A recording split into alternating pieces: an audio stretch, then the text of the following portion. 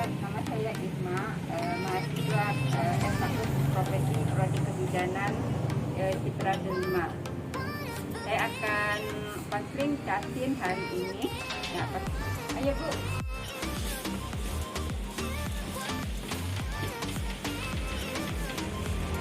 Makan dulu.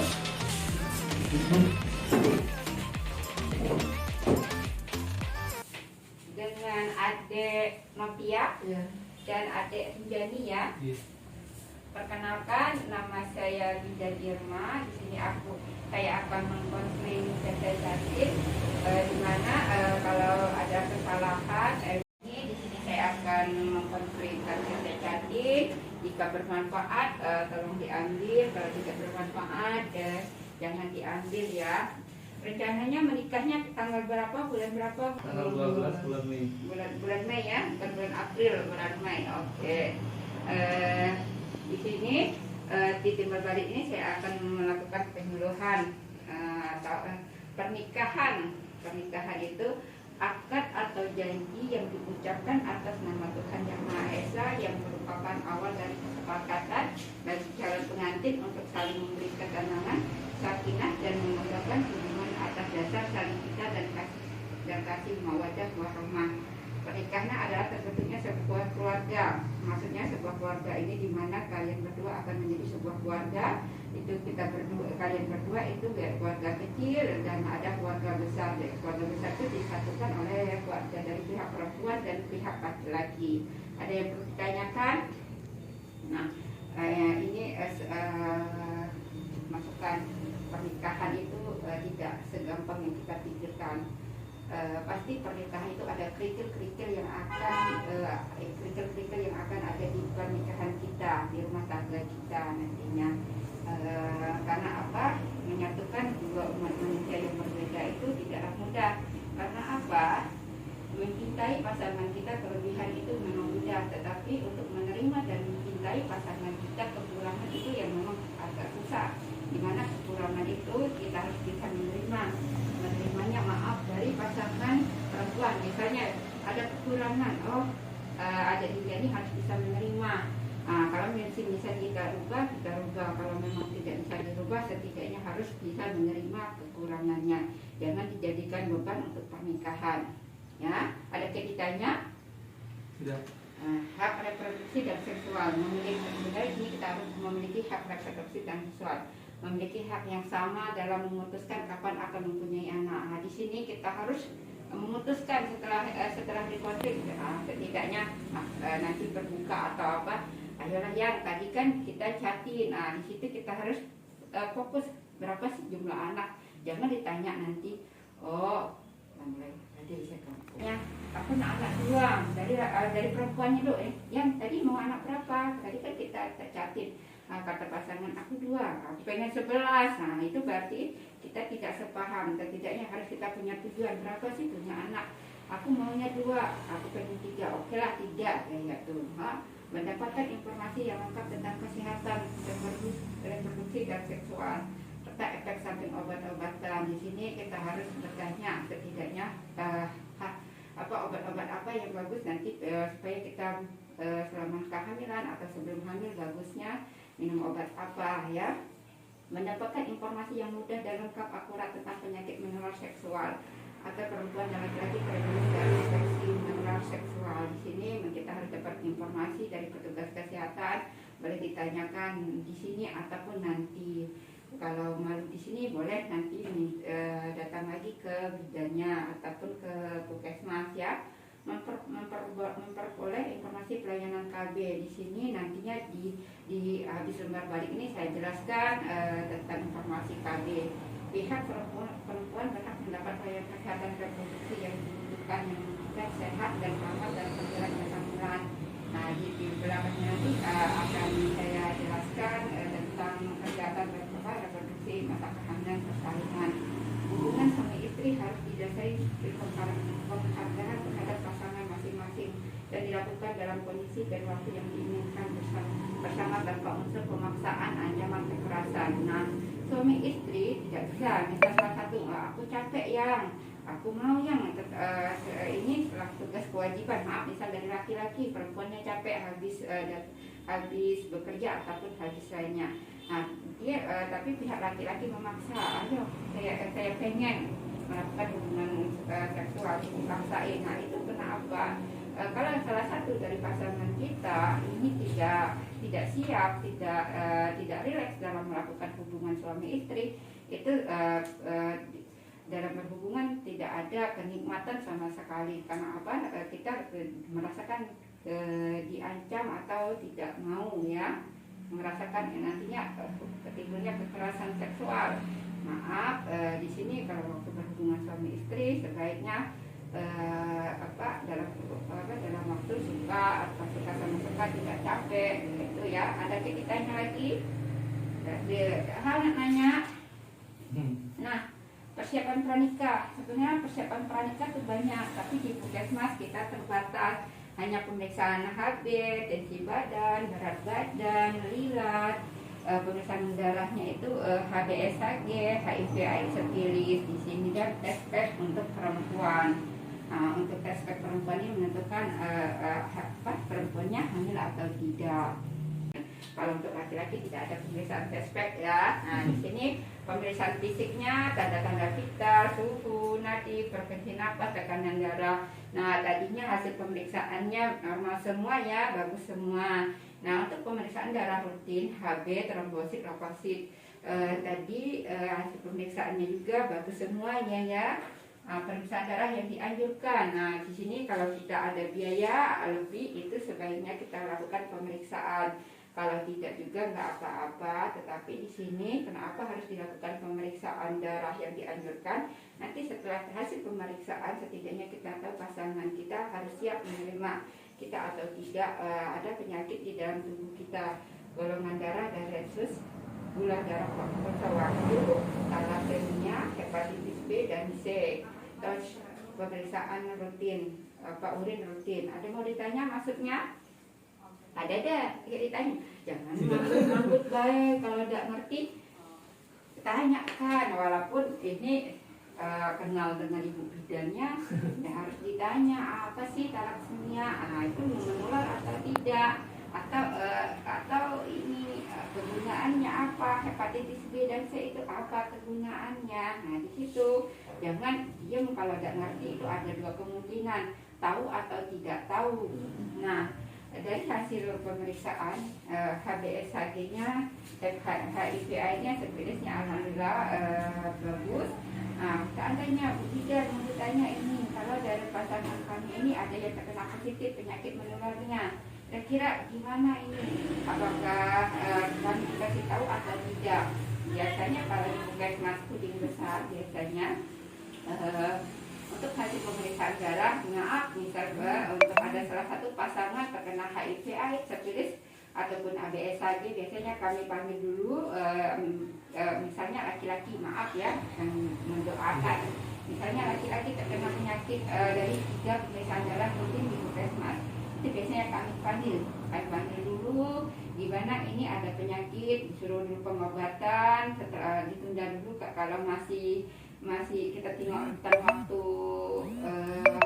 perkawinan kapan masih bisa diobatin. Kalau misalnya terlalu cepat biasanya kita minta mundur dulu. Karena apa? HBsAg, hepatitis B yang pada biasa itu bisa diobatin, sama sipilis itu bisa diobatin, kecuali HIV/AIDS. Nah, Bu Bidan, misalnya misalnya ada ditemukan penyakit, biasanya kami konseling, suruh berobat dulu ke dokter, ataupun kayak mana ini pernikahannya mau dilanjutkan. Petugas kesehatan tidak berhak mengasih tahu pasangan perempuannya. Kalau misalnya laki-lakinya itu dikenakan penyakit, tetapi perempuannya biasanya kami mau dikasih tahu atau tidak, ini Pak, misal kata Dek. Nah, misalnya kata adiknya, boleh Bu bantu aku kasih tahu pasangan saya. Tetapi kalau mereka tidak begini, jangan Bu, tidak usah dikasih tahu, biar aku nanti sendiri ngasih tahu. Nah, di situ keputusan itu ada di pihak laki-laki, bukan kami yang berhak untuk mengasih tahu bahwa ke pasangannya mereka ada penyakit. Karena kalau kami kasih tahu itu ada dua kemungkinan, dilanjutkan pernikahan atau tidak dilanjutkan. Nanti kita inform concern suatu saat kalau terjadi sesuatu, udah ada hak hukum untuk kami kali ya. Ada kaitannya persiapan gizi, peningkatan status gizi calon pengantin, terutama perempuannya kekurangan energi kronis. Biasanya ini perempuan hilangnya sangat di bawah 23,5. Di sini alhamdulillah adik Sofia bagus ya. Di sini imunisasi TT ini pencegahan dan perlindungan diri yang aman terhadap penyakit tetanus dilakukan dengan pemberian 5 dosis dalam 25 tahun. Nah, di sini Kak adik dia bukan cuma untuk persyaratan jatinnya, kami pengen persyaratan jatin ini Bu, tetapi di sini ada kegunaan untuk kita selain untuk mencegah penyakit tetanus tifoid, dia kegunaannya banyak di sini. Nah, di sini ada 5 kali penyuntikan. Maaf adik Novia, SD-nya berapa kali suntik? Ingat, 1 kali. Tidak ada kabur-kabur. Kelas 3 terakhir. Kelas 3 terakhir. Kelas 1 adik deh. Berarti cuma 1 kali di sekolah. Oke. Takut. Adik dek misal bercerita ke mak, kok posyandu dibawa dah. Dek di pernah dibawa, tapi mak kelihatan rajin tak ini ya. Posyandu lupa. Oh, lupa tong. Berarti zaman dulu itu. Zaman dulu belum tentu kan. Zaman sekarang. Nah, oke. Di sini karena biasanya di bayi kita dapat 2 kali, di sekolah itu dapat 2 kali. Di sini adik Novia cuma dapat 1 kali ya. Jadi TT-nya di sini cuma T3 ya. Ada kaitannya ya. T3 berarti adik dia dapatnya, kalau ibunya rajin di posyandu waktu ini di bayinya dapat 2 kali, di SD-nya 1 kali, 3 kali, berarti adik dia berarti T3 statusnya, barunya ke T4. Nanti ke T4 ini disuntik ke T4, baru nanti ke T4, lalu ke T5. Ada 5 kali di sini T5. Kalau udah 5 kali nanti kita kasih jadwal kunjungan ulangnya. Kunjungan ulangnya itu nanti ya 1 tahun kemudian adik dia datang lagi, suntik lagi T5. Setelah 5 kali suntikan itu 1 tahun kemudian suntikan lagi. Itu 25 tahun kemudian adik dia dilindungi oleh vaksin imunisasi TT. Nanti selama 25 tahun misalnya adik dia ini hamil, nanti lagi di hamil itu tidak perlu lagi suntikan. Selama 25 tahun itu tidak suntikan, berarti 25 tahun sekarang umur berapa? 23 tambah 25 48, umur 48 nanti kalau hamil baru dilakukan suntikan lagi. Kalau tidak hamil alhamdulillah. Ada kaitannya lagi? Nggak ada. Nah, menjaga kebersihan organ reproduksi, sebaiknya pakaian dalam diganti minimal 2 kali sehari. Boleh lebih dari 2 kali sehari, asalkan jangan 24 jam 1 kali sehari ya. Apa akibatnya? Takutnya kebersihan diri kita nanti timbul kuman-kuman. Tidak menggunakan pakaian dalam yang ketat dan berbahan sintetik. Membersihkan organ reproduksi luar dari depan belakang dengan menggunakan air bersih dan dikeringkan menggunakan handuk atau tisu. Pakai handuk yang bersih, kering, tidak lembab, bau. Nah, khusus perempuannya tidak boleh terlalu sering menggunakan cairan pembersih vagina. Nah, biasanya ada pH nanti membentuk kuman baik, bakteri baik dalam vagina kita. Jangan memakai pembalut titik dalam waktu lama. Penggunaan pembalut ketika menstruasi dan diganti paling lama setiap 4 jam sekali setelah buang air. Ini jangan dari jam 6 ketemu jam 6 lagi, mau merasa tidak penuh ini masih bisa dipakai, walaupun tidak dipakai Bapak walaupun tidak banyak darahnya, tetapi tetap harus diganti ya. Bagi perempuan yang sering keputihan berbau dan bau warna, harap mengusahakan diri ke puskesmas. Seandainya setelah melakukan hubungan suami istri tiba-tiba ada bau keputihan, bau hijau kuning, itu segeralah kita periksa ke petugas kesehatan. Nah, bagi laki-laki dianjurkan disunat dulu ya. Tinggal disunat ya. Allah, oke, cepat semangat ya. Ada yang ceritanya? Jadi, lanjutkan. Tindakan kekerasan yang mengganggu pernikahan. Di sini pernikahan ideal itu dapat terjadi ketika perempuan dan laki-laki saling menghormati dan menghargai satu sama lain. Nah, tindakan kekerasan ini harus dihindarkan karena apa? Bisa mengancam keselamatan rumah tangga kita.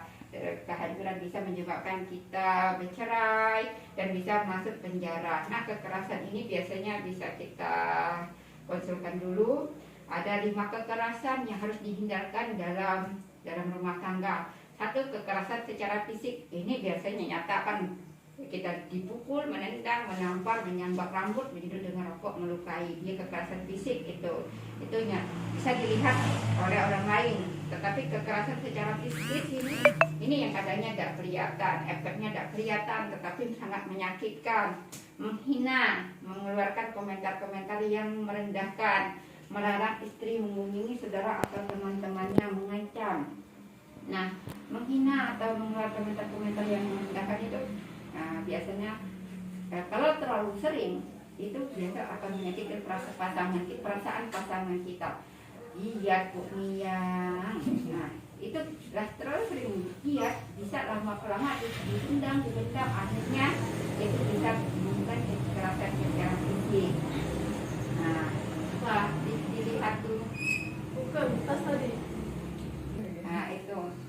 Iya, Kurniang. Nah, Bapak itu sudah melakukan kekerasan secara fisik, melarang istri mengunjungi saudaranya. Jangan. Pokoknya si aku bilang tidak boleh kemana-mana, nak ke rumah emak, nak ke rumah orang tua, nak ke rumah saudara, itu tidak boleh. Tetapi sebagai istri itu sebaiknya setiap kali melakukan nak pergi kunjungan ke saudara atau teman-temannya, sebaiknya itu izin dulu ke suaminya agar tidak terjadi pertengkaran. Kekerasan seksual, misalnya memaksa atau menunjukkan hubungan seksual. Nah, kekerasan seksualnya ini maksudnya di mana pasangan kita, salah satu pasangan kita tidak siap untuk melakukan hubungan istri, tetapi salah satunya tetap memaksa harus melakukan hubungan suami istri. Nah, itulah akibatnya menjadi kekerasan seksual. Nah, cuma pesan ibu, bisa kekerasan seksual ini tiga yang harus dihindarkan untuk laki-laki tidak melakukan hubungan suami istri. Pertama itu lagi datang bulan, itu kalau bisa jangan melakukan hubungan suami istri karena apa? Itu ada darah kotor. Kedua, apabila lagi hamil, usia kandungannya 1 bulan sampai 5 bulan, itu terjadinya ngeplek, pendarahan sedikit-sedikit, biasanya itu terjadinya untuk keguguran. Nah, ketiga itu lagi masa nifas, di mana seorang ibu harus melahirkan 0 hari sampai 40 hari itu tidak boleh melakukan hubungan suami istri karena di situ alat-alat reproduksi perempuan belum pulih kembali. Nanti kalau udah 40 hari boleh melakukan hubungan suami istri. Penelantaran, misalnya tidak boleh nafkah istri atau istri bekerja. Nah, ini yang kadang kita rumit, di mana seorang istri bekerja ataupun tidak bekerja. Sebaiknya sebagai seorang istri nantinya setelah berumah tangga, yang boleh tidak aku begawi lagi, jam kerjaku sekian. Kalau kata suami boleh lanjutkan, boleh bekerja. Tapi kalau kata laki itu tidak boleh, berarti dia harus bisa menerima kenyataan, berarti tidak boleh bekerja. Tetapi kalau menurut ibu, kalau istri bekerja itu sebenarnya membantu kita dalam rumah tangga.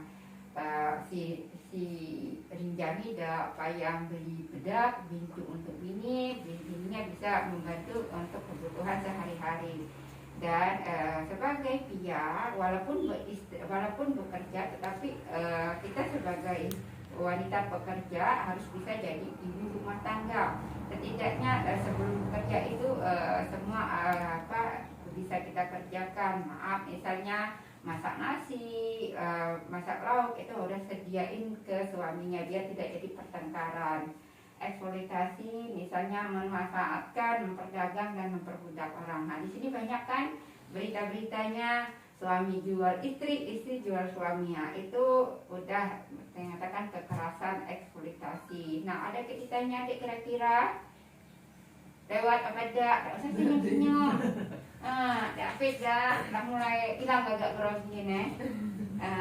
Solusi mengatasi tindakan kekerasan tadi, ada kekerasannya, tapi kita bisa menjadi solusi sebelum hal-hal yang tidak diinginkan. Maaf, misalnya kita perceraian ataupun kita masuk ke penjara. Ini kalau udah yang kekerasan fisik tadi, mendatangi fasilitas kesehatan, rumah sakit atau puskesmas untuk mengobati luka-luka yang dialami, dapat visum dari dokter ataupun pada permintaan polisi penyidik. Menceritakan kejadian kepada keluarga, teman dekat atau kerabat. Nah, menceritakan kejadian misal kita ada dalam rumah tangga, itu kita lihat dulu kita ada masalah, kita lihat orang yang mana sih harus kita ceritakan. Jangan masalah kita, jangan aku pengen cerita ke ini, udah tahu orangnya gaya mana. Nanti ya kalau bisa keluarga kita, hanya kita berdua yang tahu. Tetapi kalau jadikan beban untuk kita, hati kita, itu baiknya kita cari orang yang memang kita percayain biar aib kita ini tidak kemana-mana ya. Melaporkan ke polisi. Kalau ini biasanya sudah terjadi kekerasan fisik tadi, mendapatkan pendampingan tokoh agama, lembaga swadaya masyarakat, psikolog, ada lembaga bantuan hukum. Nah, ini biasanya biasanya terjadinya tingkat kekerasan. Ada kaitannya lagi lewat bentuk ketidaksetaraan gender dalam rumah tangga, seks pembelaan kepada perempuan atau laki-laki. Misalnya laki-laki kuat, perempuan lemah, perempuan emosional, laki-laki rasional. Subordinasi yang diutamakan adalah laki-laki terlebih dahulu baru perempuan. Biasanya mengambil keputusan di mana laki-laki diutamakan ya. Marginalisasi perempuan ditempatkan sebagai orang yang tidak memiliki peran penting. Beban ganda, beban kerja perempuan lebih drama dan lebih banyak di rumah tangga sekaligus mencari nafkah keluarga. Ya, tentu tidak secara gender dalam rumah tangga. Biasanya ini menyebabkan kita tidak harmonis. Ada ceritanya untuk pihak laki-laki dulu dijelaskan tinggal ini. Nanti untuk perempuannya ada apa-apa, ada usah malu. Nah, ini organ reproduksi perempuan. Ini organ reproduksi perempuan. Nanti maaf misalkan malam pertama ada terkejut lagi, ada kaget lagi. Di sini perempuan gayanya alat reproduksinya. Di sini kalau biasanya perempuan itu banyak lubang. Ada berapa lubang titik yang di perempuan. Tapi jangan dicari. Kalau kau cari pas malam pertama, lihat kata banyak lubang di kata ibu bidan tadi. Nah, di sini lubang anus, di mana lubang anus ini maaf untuk pembuangan kita untuk BAB. Di sini di atas lubang anus itu lubang vagina. Nah, lubang vagina inilah yang untuk menentukan kita berhubungan badan. Nanti pas malam pertama itu belum tentu berhasil tidur bareng pertama. Itu bukan disebut malam pertama. Nantinya pas malam pertama itu kadang-kadang maaf belum tentu bisa berhasil, tetapi perlu proses. Kalau memang memang perempuannya masih perawan, itu bisa juga malam pertama itu bisa langsung gol, bisa 2 hari, 3 hari, bahkan bisa 3 minggu. Nah, di sini lubang vagina ini ada selaput himen. Di dalam selaput himennya selaput perawan kata orang di sini. Nah, selaput perawan ini ada tebal, ada tipis. Pas malam pertamanya jangan ditutup untuk berdarah. Karena apa? Bisa berdarah, bisa juga tidak berdarah. Karena apa? Kalau berdarah itu biasa selaput ketubannya agak tipis. tipis, kalau tebal biasanya berdarah. Tetapi bisa jadi nanti minggu depan, bulan depan, kalau belum melahir bisa juga 3 bulan kemudiannya bisa juga berdarah. Darahnya darah merah tapi tidak banyak. Tetapi kalau darahnya maaf pas malam pertama itu ser itu biasanya terjadi pendarahan. Itu segera ke fasilitas kesehatan. Nah, di atas lubang anus itu ada lubang kencing. Nah, lubang kencing ini biasanya mengeluarkan cairan kencing kita. Nah, di sini kelentir, kacang-kacang kata orang di sini. Nah, di sini ada bibir kecil, ada bibir besar. Nah, setelah kita melakukan hubungan badan, masuklah cairan sperma laki-laki masuk ke dalam. Nah, di sini ada leher rahim, porsio. Di sini nantinya maaf setelah kalau bisa nanti kalau sudah menikah tes pemeriksaan IPA. Nah, disinilah rahim. Nah, di sini rahim, saluran telur di mana nanti di sini ini induk telurnya ke sini. Pas misalnya kita lagi masa subur, ketemulah sel spermanya sini, nanti ketemu nanti dibuahi nanti bukan buah jambu atau buah apa, dibuahi ketemulah sel sperma sel telur tadi, terjadilah calon anak kita. Ada ditanya Yang ini tadi kalau masalah nikah ada yang diperiksa apa tadi? Tesifa ini nanti menentukan pemeriksaan IPA ini dilakukan minimal 1 atau 3 tahun sekali. Nanti untuk mencegah kanker serviks. Di sini nanti kita periksa. Kalau pemeriksaan IPA itu kalau terjadi kanker biasanya kita tahu sebelum stadium lanjut. Tapi kalau masih stadium awal masih bisa diobatin. Kalau udah stadium lanjut biasanya harapan hidupnya lebih kecil. Tetapi kalau masih awal itu biasanya bisa disembuhkan. Gaya penyakit Guillain Barré, tahu? Nah, di situ Guillain Barré itu udah stadium lanjut. Dia kalau masih stadium awal biasanya itu tidak nampak sehat ibunya, tetapi pas lanjut kita berhubungan badan pendarahan tanpa berhubungan badan biasa pendarahan terus. Nah, disitulah ini leher rahim ya. Nah, pas berhubungan badan, setiap kali berhubungan badan si perempuan atau laki-laki sebaiknya alat kelaminnya dicuci dulu ya, sebelum atau sesudah. Ngerti? Mau ditanya? Ya.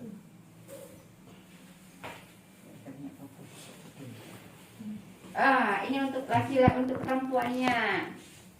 Nah, jangan terkejut pas malam pertama. Tapi untuk biasa gambaran untuk kita perempuan itu, untuk laki-laki kita lebih tahu karena apa di desa itu kan maaf biasanya anak kecil sering buka-bukaan.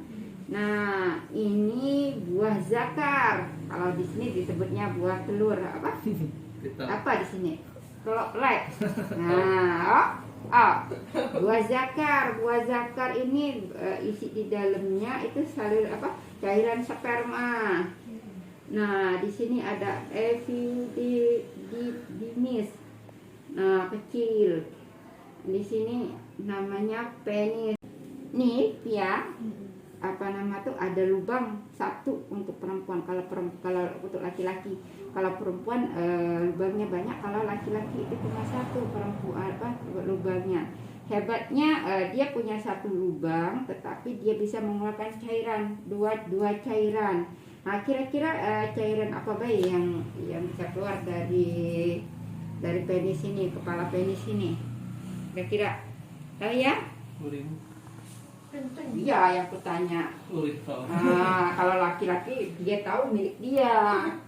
Nah, kira-kira apa ya? Kencing. Satu lagi? Sperma. Nah, cairan sperma.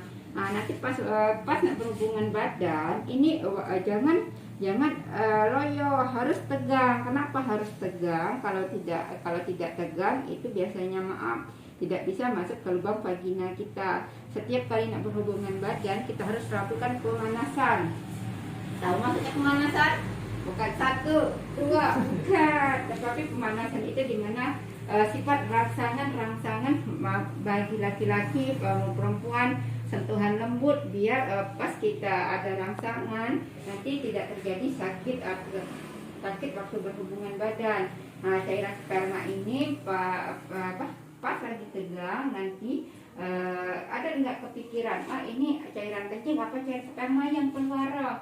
Pas misalnya kita lagi berhubungan badan, ada nggak kepikir entah cairan kencing entah ini yang keluar yang bukan cairan sperma, ada nggak kepikir? Nggak tahu. Nggak tahu. Nah, ini pas berhubungan badan nantinya jangan pas kita melakukan hubungan badan itu tidak ada cairan kencing yang masuk ke dalam vagina kita, tetapi cuma cairan sperma. Nah, setiap kali mau berhubungan badan harus dicuci dulu ataupun sesudah berhubungan badan dan harus tegang. Kalau tidak tegang tidak bisa ya. Nah, mau lihat apa? Nah, di sini ada kantung sperma, prostat, kandung kemih, saluran sperma, dan tulang kemaluan. Ada kitanya ya. Nah, kehamilan ini ada kehamilan diinginkan atau tidak diinginkan. Ngerti maksudnya kehamilan diinginkan atau tidak diinginkan? Nggak ngerti. Nah, kira-kira pulang dari sini yang tadi ada kehamilan tidak diinginkan dan diinginkan. Kalau diinginkan itu yang ideal adalah kehamilan yang direncanakan. Diinginkan dijaga perkembangan secara baik. Maksudnya nanti yang kitanya udah kawin langsung punya anak belum? Misal kata ayang beb, nantilah yang kita bulan madu dulu 3 bulan kemudian baru kita hamil.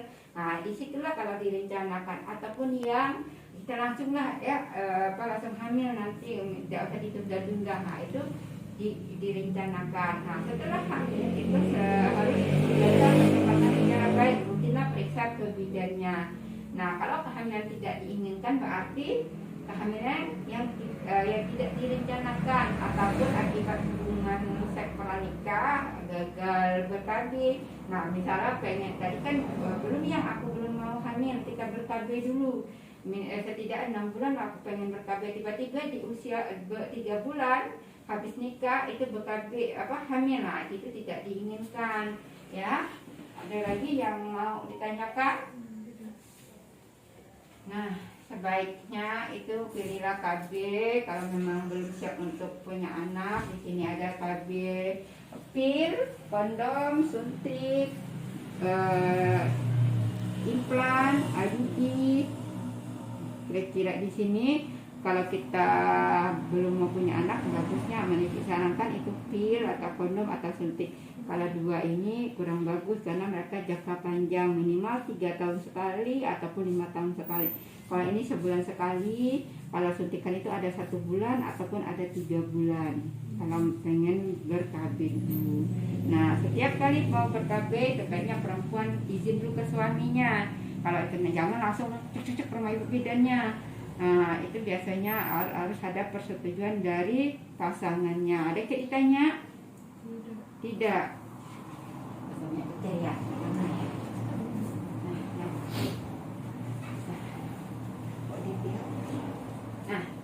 Tanda-tanda kehamilan di mana misalnya kita perempuan kita di mana setelah terjadinya berhubungan seksual itu ada tanda kehamilan. Kita harus cek dulu tanda-tanda kehamilan. Kita harus tahu setelah dari sini kita harus tahu tanda-tanda kehamilan. Apa sih yang kalian tahu tanda-tanda kehamilan itu? Ya, jadilah 3 atau 2 yang tahu. Mual, pusing. Jangan lihat ke sini. Apa kira-kira? Kurang tahu lagi. Sakit. Enggak, sakit. Apa? Lemas. Apa lagi? Udah datang malam. Enggak datang bulan, enggak datang men. Apa lagi kira-kira? Datang lagi, nyerah. Nah, benar. Tidak. Pertama ini sebagai suami siaga, ini yang istrinya setelah 1 bulan menikah itu harus waspada. Oke, tadi kan direncanakan ini kehamilan, jadi kita harus tahu 1 bulan setelah menikah itu kita beli tes pack. Memang kalau di tes pack itu kita udah tahu positif itu kalau 2 itu positif hasil tes packnya. Kalau satu negatif, kalau tidak ada garis sama sekali itu invalid, kegagalan produk.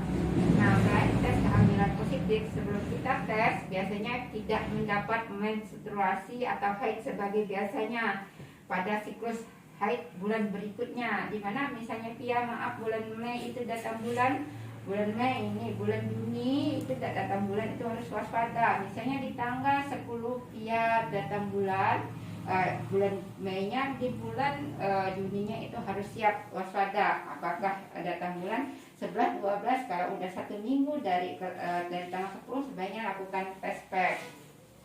Timbul rasa mual, muntah-muntah dan pusing terutama pada pagi hari serta sering buang air kecil.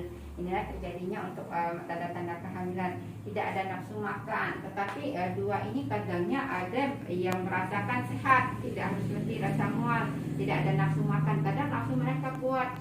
Nah, kadang-kadang mengidam atau menginginkan makanan yang jarang atau tidak pernah dimakan. Pada usia kehamilan lebih lanjut biasanya terdengar alat detak jantung. Ada yang ditanya enggak ya? Sebagai seorang Rijani nanti misal ayang pok ni lah tanggal 10, tanggal 11 ada bulan belum. Nah, diingatkan istrinya ya. Nah, kenapa kita harus tahu datang bulan? Disinilah nanti kita harus menentukan tafsiran persalinan. Kita dapat menghitung usia kehamilan kita. Nah, kalau kita tahu datang bulan kita, nanti kita insya Allah kita akan tahu kapan bulan berapa itu akan melahirkan. Setidaknya kita harus tahu jangan kelebihan hari ataupun bulan kalau bahasa di sininya. Jadi maaf kita di sini kita Maret Mei nikah.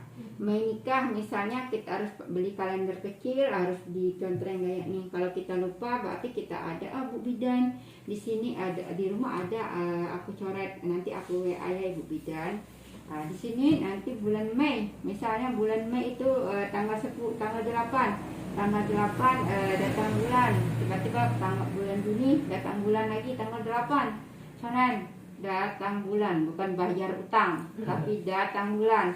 Nah Juli tiba-tiba ini mundur 14, coret lagi datang bulan. Nah tiba-tiba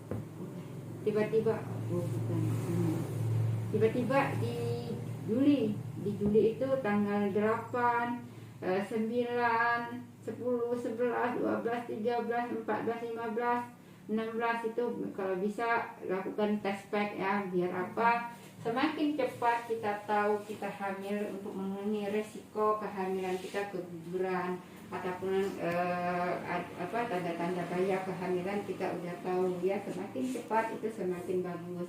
Ada ceritanya lagi? Ada. Ini biasanya meriksa kehamilan, ini biasanya ada di Ibu Bidan. Pemeriksaan kehamilan itu timbang ya, nanti setelah menikah tidak periksa kehamilan rutin ya, ke bidannya minimal 6 kali kunjungan ke bidan atau ke fasilitas kesehatan, boleh ke bidan, boleh ke dokter. Timbang berat badan, di sini kita akan melakukan penimbangan berat badan, pengukuran tinggi badan, pengukuran tekanan darah ibu, nilai status ibu, pengukuran janin, tentukan prestasi janin ibu, penilaian status imunisasi, tablet gula darah, tes lab, tata laksana kasus dan tatap muka konseling. Maksudnya di sini nanti setiap bulan ibu akan melakukan pemeriksaan ya. Mau ditanyakan lagi? Masing-masing nggak fokus lagi. Nah, setelah kehamilan harus menjaga kehamilan. Dimana jangan kelelahan dan mengangkat benda berat. Kalau inilah Pia nanti hamil, berbaring selama 1 jam pada siang hari, usahakan dengan kaki lebih tinggi dari perut. Tidur cukup 9 sampai 10 jam. Tidur terlentang pada saat hamil muda boleh, kalau sudah tua itu tidak boleh, biasanya agak timbul sesak. Tidur miring pada kehamilan lanjut. Berbagian longgar yang menyerap keringat, memakai BH yang dapat menahan payudara yang membesar, serta memakai alas kaki yang nyaman. Nah, di sini kenapa harus longgar? Karena kita hamil itu agak berat sedikit, jadi carilah pakaian yang nyaman ya. posisi hubungan seks perlu diatur agar tidak menekan perut ibu. Nah, pas aku melakukan hubungan seksual tanya ke istrinya ya Pak ya, nanti misalnya ini yang enak tak misalnya hubungan seksual kayak nih, atau kalau kata ibunya gak enak, cari posisi yang enak untuk ibunya, bukan untuk suaminya yang enak ya. Beraktivitas fisik dengan berjalan kaki selama 30-60 menit tiap hari atau berolahraga ringan seperti renang dilakukan dengan kaki-kaki sama. Hindari berdekatan dengan orang yang sedang sakit menular dan sedang merokok.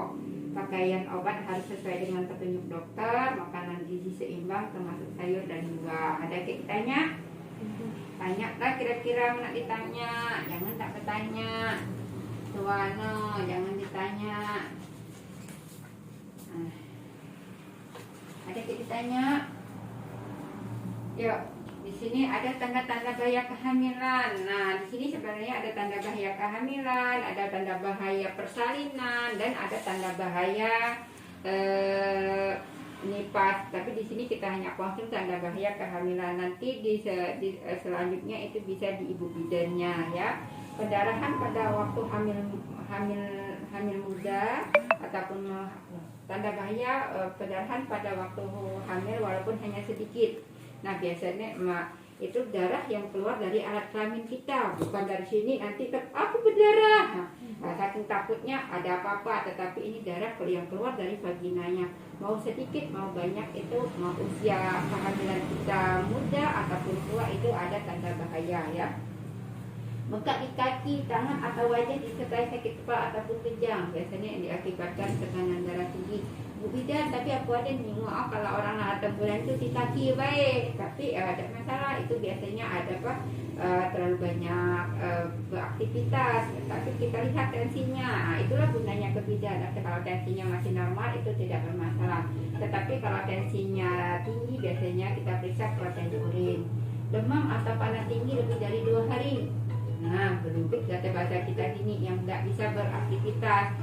Ketuban sebelum tiba melahirkan. Nah, biasanya tidak ada kontraksi, tetapi dia udah keluar ketuban, misalnya hamilnya 7 bulan ke atas. Nah, dia harus tahu ataupun Rinjani sebagai suami siaga.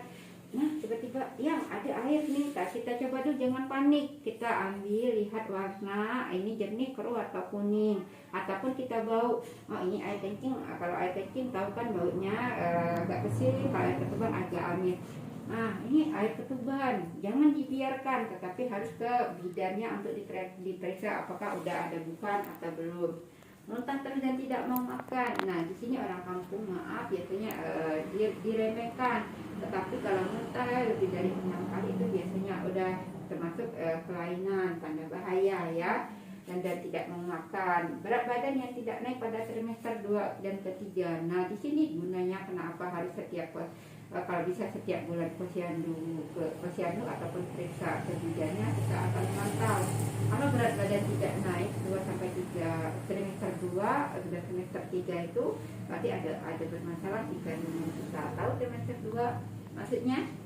Biasanya usia kandungannya di 4 bulan sampai 7 bulan, itu trimester 2. Kalau trimester 3 8 bulan sampai melahirkan. Nah, bayi di kandungan gerakan berkurang atau tidak bergerak sama sekali. Nah, biasanya di sinilah kalau udah kehamilan trimester kedua, ketiga, apalagi ketiga itu kita harus mantau. Gerakan bayi ini minimal 8 sampai 12 kali dari jam 6 pagi ke jam 6 sore. Kalau malam tidak usah dihitung, biasanya bayinya lebih aktif. Nah, tahu bedanya nanti gerakan dengan kontraksi. Biasanya gerakan bayi itu dia gerakan. Nah, bisa kaki, bisa tangan. Tetapi kalau kontraksi itu dia keras. Semua keras itu kontraksi. Tetapi kalau gerakan, nah itulah kita harus membedakan. Nah, kalau dia merasa oh ini gerakan berapa kali ya, gunakan batu ataupun karet 1 kali. Ini 1 kali. Berarti kenapa? Biar kita akan tahu takutnya bayi kita meninggal di dalam perut. Ya, ada kaitannya? Ya, yakin?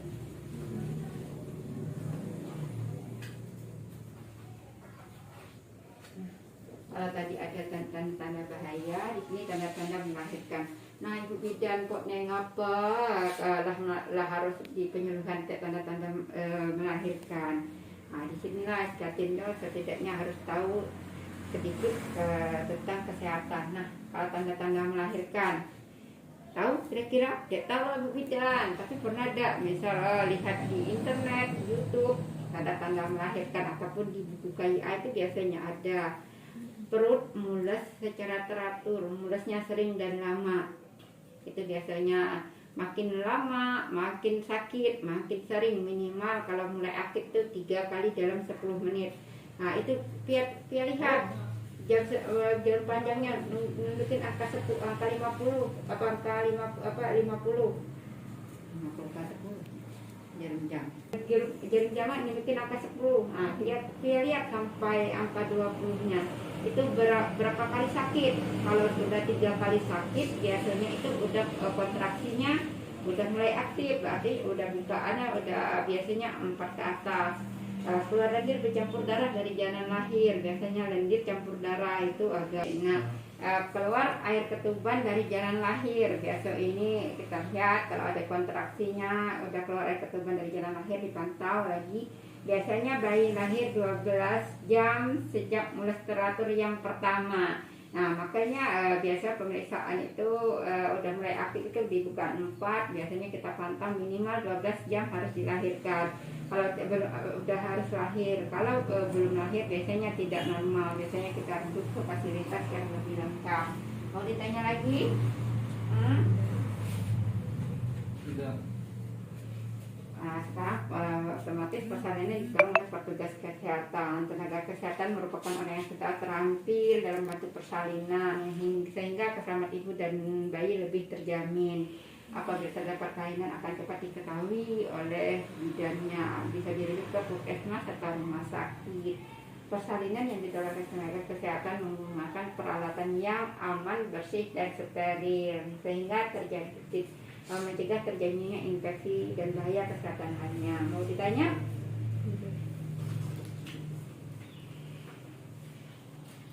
Nah, perawatan pasca persalinan. Melakukan perawatan tali pusat dengan kasa bersih, kering, dan steril setiap hari sampai tali pusat bersih, lepas. Pemberian imunisasi B, BCG, polio bagi bayi. Pemeriksaan kesehatan ibu dan bayi baru lahir pada tenaga kesehatan minimal 4 kali dalam bulan pertama sesudah melahirkan. Nah biasa orang kampung, biasa di sini yang agak susahnya mereka jarang untuk datang ke petugas fasilitas kesehatan kalau mereka melahirnya di rumah sakit. Biasanya kalau di puskesmas itu kita dapat kunjungan 4 kali. Minum 1 kapsul vitamin A merah segar setelah melahirkan dan 1 lagi setelah 24 jam. Vitamin A ya, segera melaporkan kelainan pada kader desa Wisma atau posyandu. Dianjurkan untuk menggunakan kontrasepsi setelah melahirkan yang bertujuan untuk mencegah terjadinya kehamilan. Kenapa Ibu Bidan kami harus segera ke BKB? Minimal tahu berapa hari kita harus melahirkan? 40 kok ya?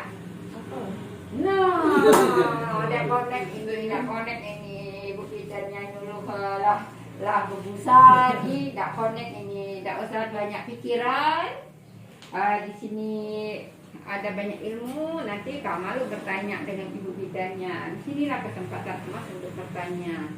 Ya. Kenapa perempuan itu dianjurkan setelah melahirkan itu ber-KB, minimal ber-KB-nya berapa hari setelah kita melahirkan? Kalau kata ayam pepok 40 hari. Kalau Novia? 1 bulan berarti 30 hari. Yakin? Nah, jawabannya sama-sama salah. Minimal 35 hari. 35 hari itu kita harus ber-KB. Karena apa? Nanti di usia 42 hari biasanya alat reproduksi kita mulai berfungsi. Kalau udah 42 hari ataupun 30 hari, kalau 40 hari itu bisa kita ber-KB, nanti maaf setelah 40 hari nak penghubungan badan kita tidak tahu kan nafsu birahi kita gaya mana. Kenapa? Itu biasanya ber-KB itu baru 1 minggu reaksi obatnya. Nah kalau udah 35 hari, 42 itu berarti udah 7 hari. Di usia 43 hari biasanya obat-obat KB boleh. Ada lagi kan ditanya? Gak usah banyak mikir. Nah, ini iniasi menyusui dini atau ASI eksklusif. Apa sih Bu IMD? Tahu gak kira-kira IMD itu? Nah, nanti siapa tahu dia lahir dimanapun berada. Wah, bayi itu lahir. Kalau ibu bidan taruh bayi itu di dadamu. Nah, itulah IMD, minimal 1 jam. Taruh karena apa? Gak usah beli. Itu biasanya bayi mulai disusui segera setelah dilahirkan tanpa dibersihkan terlebih dahulu, biar bayi itu mencari menghisap puting susu walaupun ASI belum keluar. Tapi ini untuk berfungsi menjaga kedekatan psikologis antara ibu dan bayi, mencegahnya terbuang air susu ibu, pertama kolesterol. Tahu kolesterol itu? Nah, kok tahu lagi Klinga nih? Iya, itu air susu yang pertama kali keluar yang berwarna kuning-kuning. Disitulah yang air susu yang paling bagus. Tetapi kita orang kampung itu biasanya dibuang. Aku katanya kasih dia agak kuning-kuning, ya. Pemberian ASI secara eksklusif adalah bayi diberikan tanpa makanan tambahan. Tahu ASI eksklusif berapa bulan? Tidak tahu lah. Ini nih 6 bulan. Rika nih 6 bulan. Nah, 6 bulan. Pia, kenapa Pia? Jangan dipikirkan Pia, banyak-banyak pikiran. Masih ada kok calon capin berikutnya nanti. Ya, 6 bulan Pia. Itu tanpa makanan tambahan kecuali obat waktu kalau dia sakit itu boleh.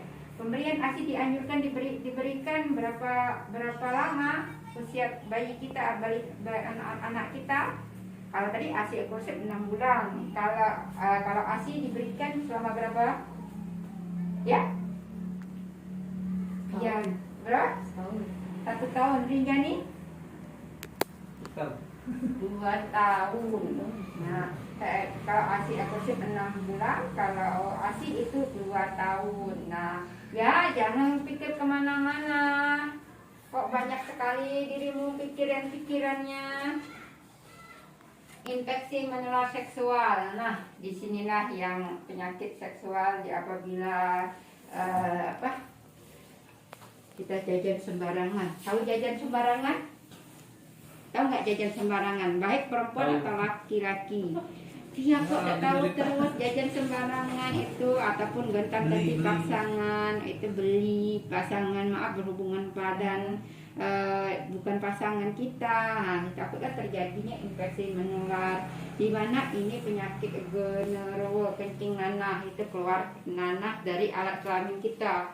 Itu kencing nanah biasanya agak perih tapi bisa diobatin. Ini bahayanya kalau tidak diobatin efek ke bayi kita, takut bayi kita buta nanti pas melahirkan ataupun terjadi lainnya.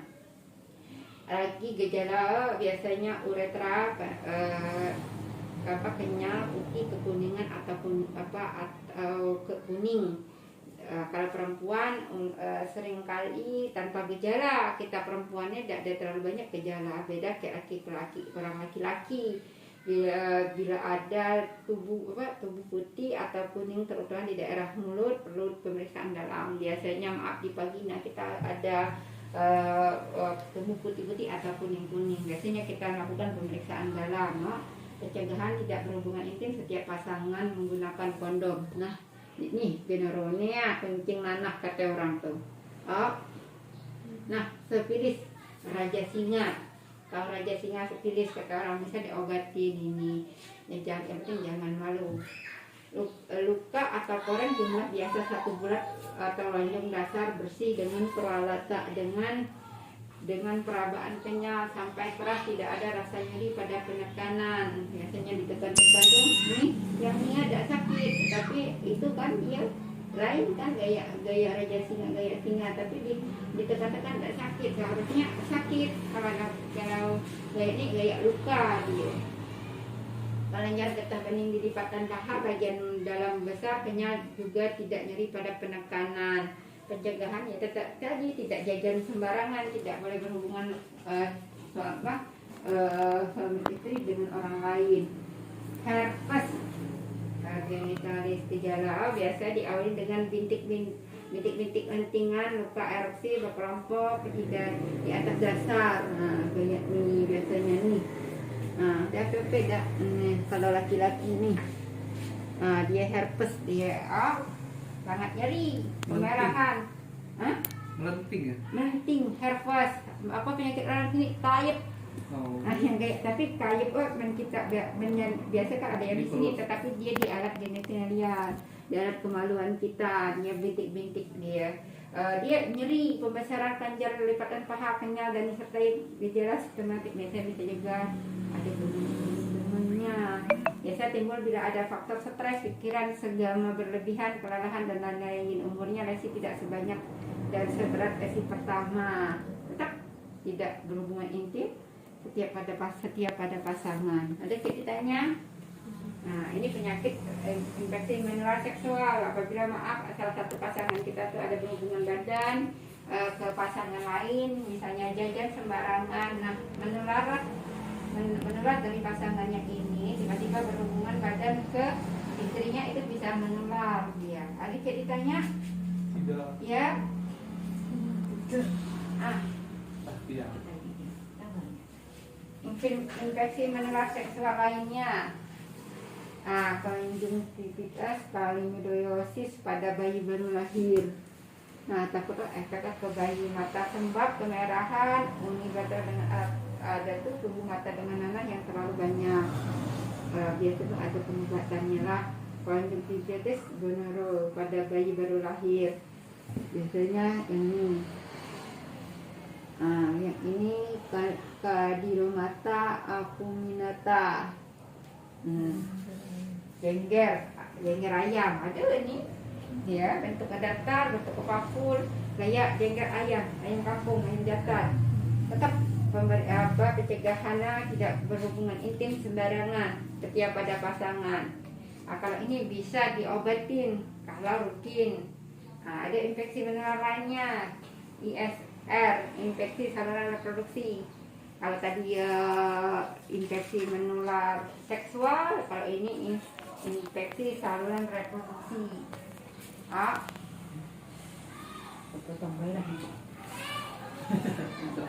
HIV/AIDS, penyakit menular seksual yang ada obat ini. Nah, ini yang tidak ada obatnya. Tetapi kalau kita tahu kita positif nantinya, itu sebaiknya cepat segera laporkan ke fasilitas kesehatan, petugas puskesmas. Kenapa? Kita akan diberi pengobatan, di mana kita harus minum obat setiap hari dan selama kita masih hidup, setidaknya untuk mencegah terjadinya AIDS. Kalau masih HIV, biasanya untuk minum obatnya tidak terjadinya AIDS, ya. Ada ceritanya. Tahu penularan? Kira-kira kalau HIV/AIDS itu misalnya berciuman nular tak, berpegangan nular tak? Tidak. Nah, kalau kita penularan itu hubungan seks tidak aman kalau tidak pakai kondom. Nah, ini misalnya sering jajan sembarangan tadi, misal hubungan seks tidak aman. HIV/AIDS dapat menular melalui transfusi darah. Misalnya kita transfusi darah nih, saking daruratnya tadi, orang transfusi darah tidak memeriksakan HIV/AIDS, atau yang pendonornya itu HIV/AIDS dimasukkan ke kita, itu bisa menular. Selain jarum suntik, para pengguna narkoba suntik bergantian juga beresiko. Biasanya ini dari suntikan bergantian. HIV menular dari ibu ke bayi pada saat kehamilan, persalinan, dan ketiga menyusui, ya. Biasanya kalau ibu dengan HIV/AIDS, kemungkinan besar bayinya juga HIV/AIDS, ya. Ada ceritanya. Nah, HIV tidak menular oleh makan minum bersama, memakai alat peralatan makan minum bersama, bersentuhan, berjabat tangan, berpelukan, sehidup serumah, menggunakan WC atau toilet bersama, berenang bersama, bergantian pakaian, handuk atau sepatungan, hubungan sosial lainnya, gigit dan serangga. Dia tidak ada menular, ya. Dan ceritanya tidak.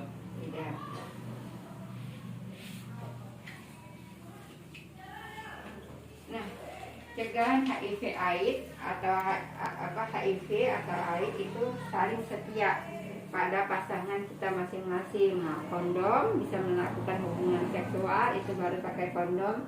Hindarkan penggunaan narkoba suntik atau penggunaan alat-alat yang steril. Jangan gunakan jarum suntik atau luka-luka. Misalnya kita bikin tato ataupun tindik ya. Ada ditanya lagi.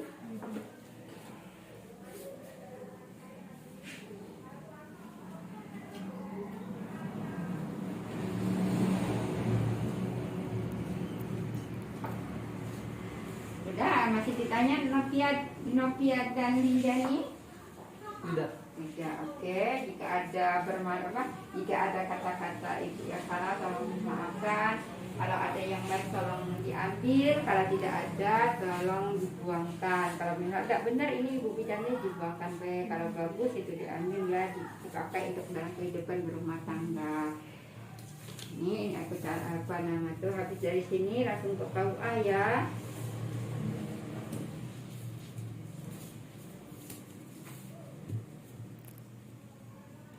Novia, tanggal lahir Novia?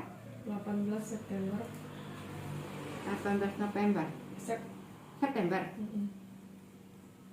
1998. 198. 1998. Tinggi. Yes, dekan ke ini. Tanggal 7 hari ini ya?